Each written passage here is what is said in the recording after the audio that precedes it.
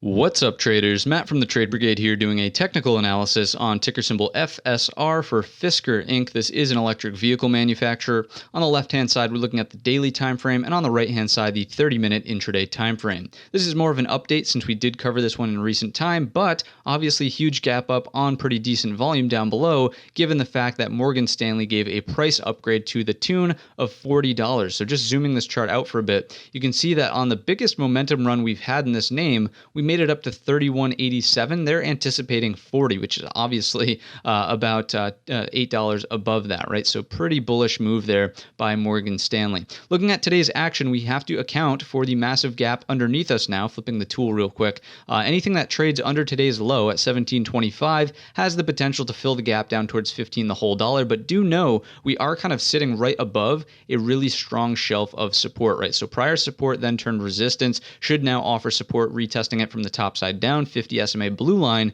is baked in there as well at 1685. I wouldn't really, I'd be looking for long trades off of that area, right? So if we see any sort of hammer candles form, any sort of indecision dojis start to form, anything that would make you question, is this pullback potentially over? You take the long over the highs to retarget the high of today. We'll map that out in a minute and put your stop loss just underneath for a tight risk trade. So 1685, high alert for a reversal back to the upside if we start to see any sort of further pullback. Of course, that target that we discussed is here at 1944, 1945. We'll just go ahead and pop a line in there because you can also see prior rejection, prior resistance in this area as well. So it should be noted as a rather strong resistance point. If we can break it, I'd look for this peak in here. So just mapping that out, that's at 2059. And then after that, scrunching up the chart to see what was to our left. What is a good potential target? I would go based on this prior peak in here, splitting the difference between that upper wick and some of the congestion that we got in this point right here.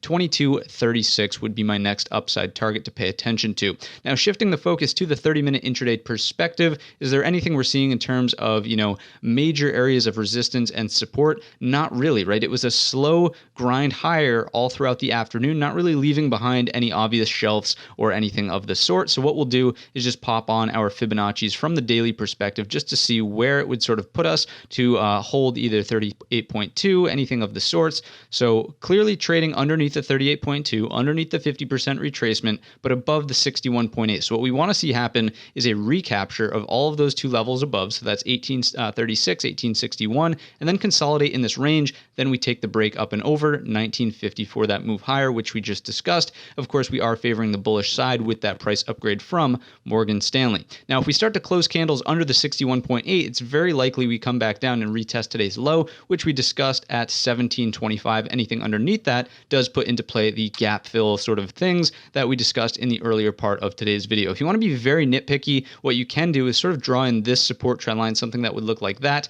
and see if that continues into the earlier part of tomorrow's session. If we hold up above it, great. Stay on the long side bias and look for that breakout over 1950. If we break it, look for potential pullbacks into that area of support, which we outlined earlier on in today's video. So if you enjoyed today, if you learned anything new about potential trade structures, anything of the sorts, let me know down below in the comments section or by simply leaving the video a thumbs up. Don't forget our main channel is linked down below in the description. And all of that being said, we wish you a green trading week.